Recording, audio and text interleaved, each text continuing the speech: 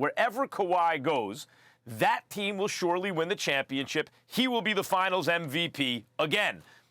And look at Toronto now. Imagine if they didn't add anything instead of Kawhi. Imagine if you just added Kawhi to Toronto right now. They'd be the clear favorites in the East.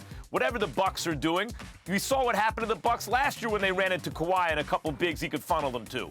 So what would happen this year? Same thing. Meantime, he goes to the Clippers, and they get Paul George. So, look, when Paul George is down, they had to move heaven and earth to get him.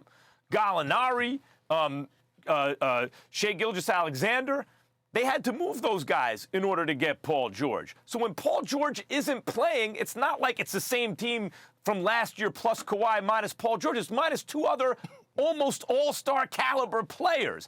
And they've been down Patrick Beverley. This happens in the regular season, particularly for an ISO-heavy team where they're load managing Kawhi, and clearly they're built for the postseason. So I never was stressing at all. There's no point in wetting, like, oh, the Clippers are having regular season struggles. I said all along, if you want to point to a weakness, they don't have the rim defending bigs that Kawhi can funnel guys to, like if they meet the freak in the finals. Let's talk about stuff that could actually maybe slow them down. Not a couple of regular season nonsense losses short Paul George and Patrick Beverley. The Clippers are going to be fine.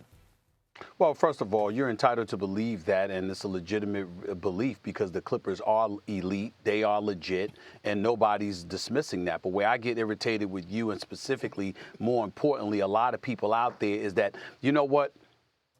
You get to sit up there and look at evidence and judge accordingly moving forward based on championship expectations. A regular season game against the Memphis Grizzlies last night doesn't amount to much, nor does the 3-game losing streak that they had incurred prior to last night's game. It's not about that. It's about what you're seeing while the games are taking place. That's what you're looking at. If I sat up there and I saw, for example, Max, hypothetically, if you saw Kawhi balling, right, and he dropped 30, but he was limping a lot against the Sacramento Kings. Well, then can't you fantasize about what he's going to look like if he were limping a lot going up against LeBron James or Anthony Davis or the Greek Freak? So what I'm trying to say to you is that it's not about wins or losses. It's about what you're witnessing. And what people out there don't realize that gets on my last damn nerves is that when people talk about, oh, just dismiss this and just dismiss that, well, then the hell with it. Why watch the games? Why not just wait till June?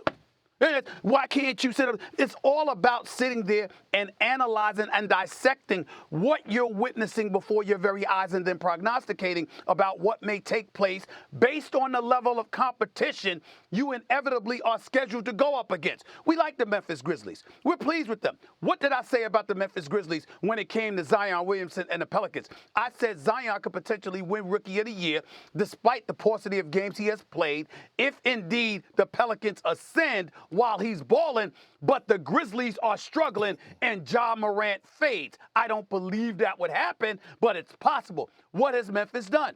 They're on a course of a 3-game losing streak. They are now a game under 500, and they're loosening their grip on a playoff berth. If the Pelicans ascend, all of a sudden, we're having a different conversation. The same thing applies to the Clippers. You look at the Clippers, it's not about the Memphis Grizzlies. It's about the fact that you want L.A., right?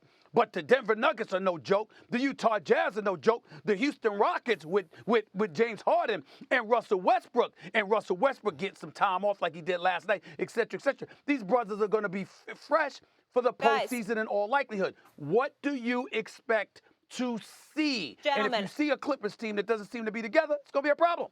I want to get in our former player here. Kendrick, talk to me. Hey, we're going to change Stephen A. name to Stephen A. Jakes because he's speaking the gospel right now.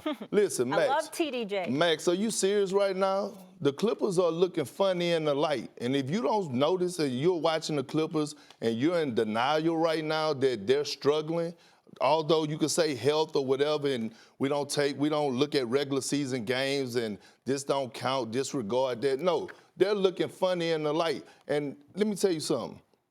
Paul George is having one of his worst careers right now for scoring-wise with the Clippers. Right now he's shooting 42% from the field. He's averaging 20 points. He's not the PG that we seen last year. And right now the Clippers are having problems. And to me, if they don't lock in that second seed, it's going to be a problem. Like Stephen A. just said, You don't want to start off in the second round or maybe in the first round on the road having to play a Denver Nugget team or a Utah Jazz team or a Houston Rocket team. So the Clippers have some soul searching to do, in my opinion. And for you to sit up here and say you're not worried, come on, Max. Perk. Come on, Max. Come Perk, on, Max. But what you're talking about, let's be real about this. What you're talking about is just injury. You're just saying if Paul George is healthy. Paul George has not been healthy. That's why the season hasn't been going great for him. Period. If Paul George is healthy, and this is why they load managed Kawhi, and this is why Kawhi load managed himself last year, as long as you're healthy for the playoffs, Perk, you know this as well as anyone, better than most, because you've actually been there.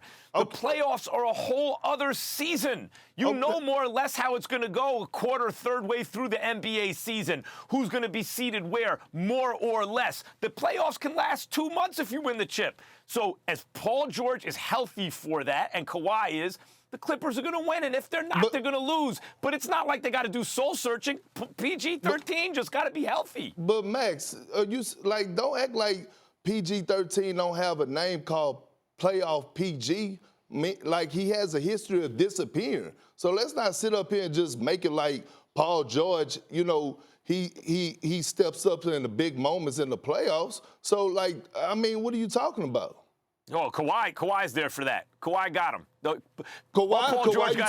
you talking about the same Kawhi Leonard that last year in the finals that people don't even talk about had shot 14 for 40 in 2 of those games? That same Kawhi Leonard? What about the other? What about the other games, though? I mean, I'm just saying, don't act like Kawhi Leonard didn't have a solid team around him. Van Vliet was big in those playoff series. Lowry was big. Well, he got a solid team around him now, too, Perk. That's the point. No, but Max, don't just be in denial about it, though. Thanks for watching ESPN on YouTube. For more sports highlights and analysis, be sure to download the ESPN app. And for live streaming sports and premium content, subscribe to ESPN+.